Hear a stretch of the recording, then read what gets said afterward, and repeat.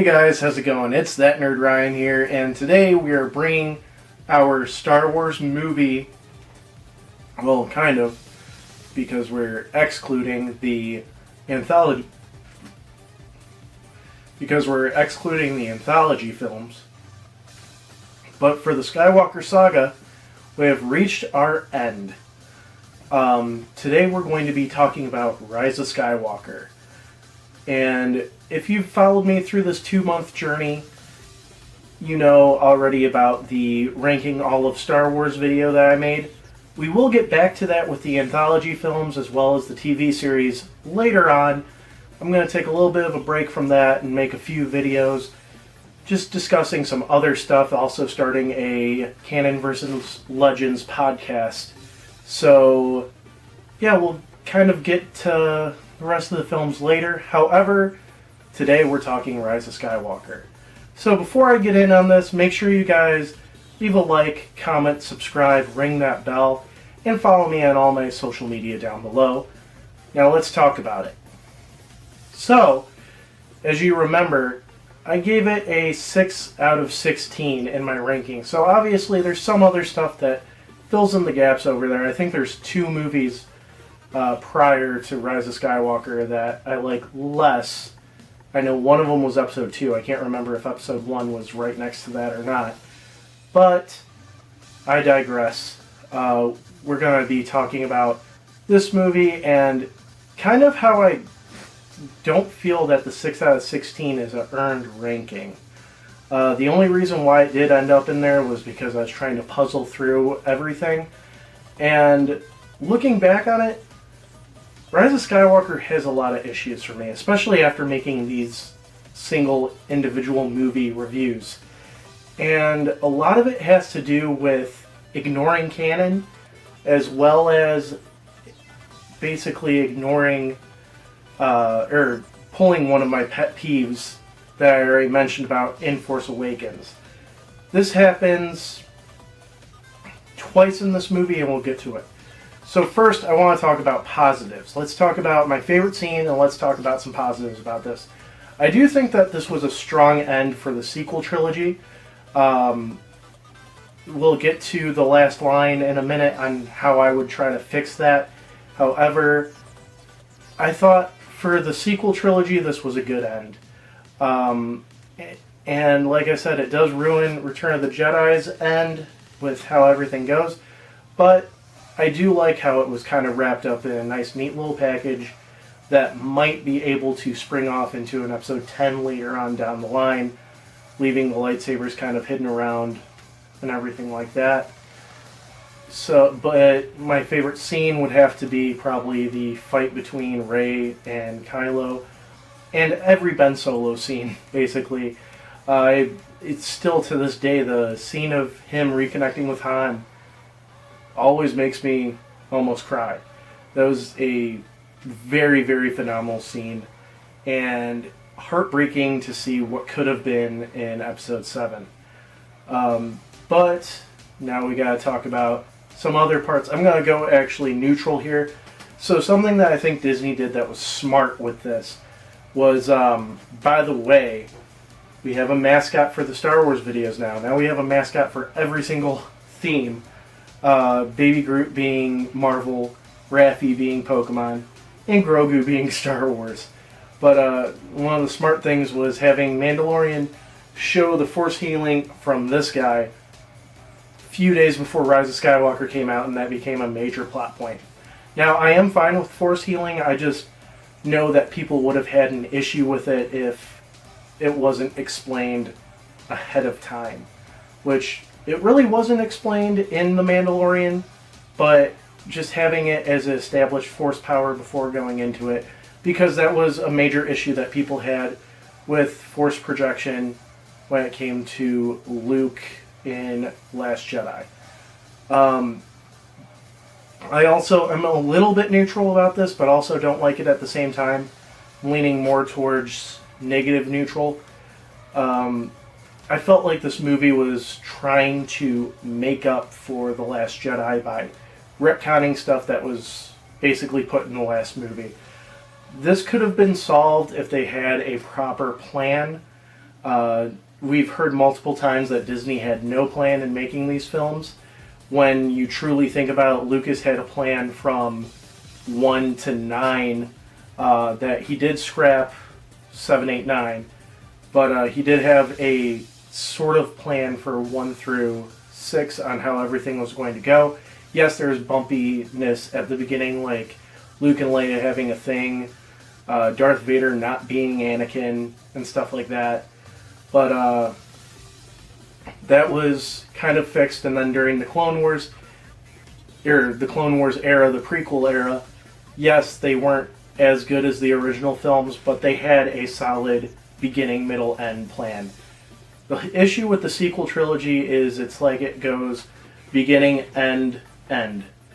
Like, The Last Jedi could have basically ended the trilogy, which doesn't make any sense, I know, but The Last Jedi could have been the end, and then it felt like they're trying to be like, no, episode 8's not the end, episode 9's the end, don't just ignore episode 8.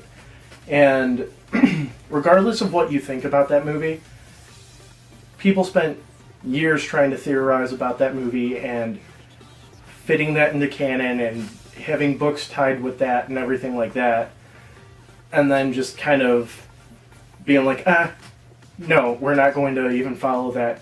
Yeah, we said that Rey's a nobody, but we got to work around that. She's actually a Palpatine. We said that the Resistance is gone, but we got to work around that. There's 1,000 people that are actually willing to fight. They just didn't want to show up for that one battle. And, like, just stuff like that, where it's just doesn't feel right. It felt like this whole movie was just trying to be an apology for The Last Jedi. And you guys already know what I think of The Last Jedi. But even if I didn't like The Last Jedi, I'd still feel upset that they spent most of the movie just trying to make up for it. Because no matter what, the movies in the past, it's established canon on that series. You have to work with it. You can't try to work around it. We're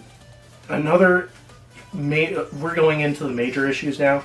I already mentioned in The Force Awakens that JJ doesn't know how to keep a suspenseful thing going, or a twist going, when it's not the main twist that he's thinking about. So, like, the Rey thing, which in my opinion, I think she was supposed to be either Luke's daughter or a Kenobi originally, but JJ didn't want to tell anybody, and Ryan had to go off and do his own thing, and that messed that up. Which, honestly, part of that, if it was supposed to be Luke's daughter, part of the messing up is JJ for not saying, okay, we can't have Rey and Luke discuss her parentage or something like that. Because if it was like that, then they wouldn't have gone to say, oh yeah, he's nobody, blah, blah, blah. And if it was a Kenobi thing, he kind of messed that up. He just needed to tell Ryan what his plan was.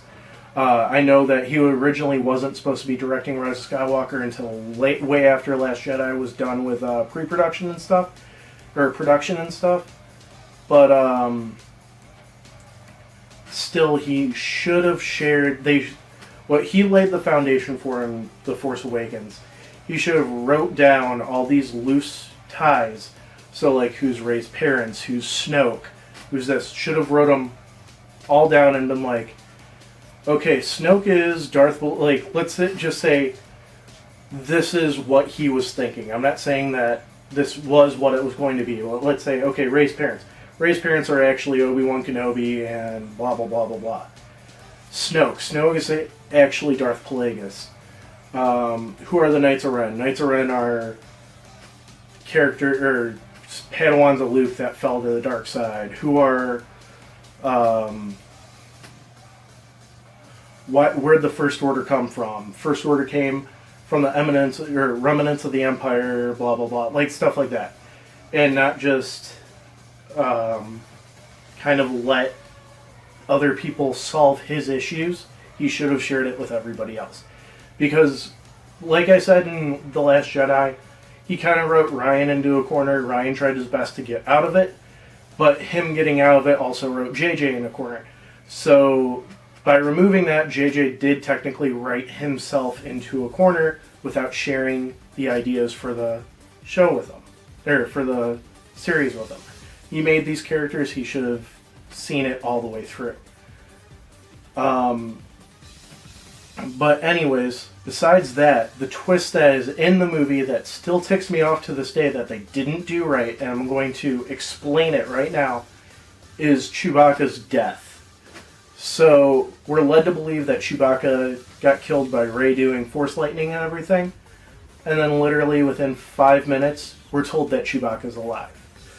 That takes away the whole weight of the situation and everything like that, and just kind of makes you go, okay, yeah, so they don't know Chewie's alive, but Chewie's going to get out of it somehow. This is how they should have done it. So we knew Lando was on Pisana too.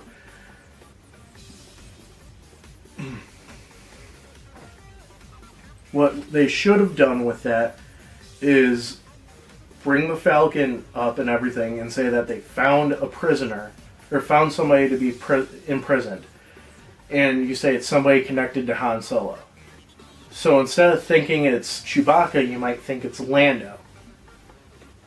And then that brings the whole idea of, oh, this is how Lando's going to be back in the show and everything like that, or back in the end of the battle and everything like that, and flying the Falcon.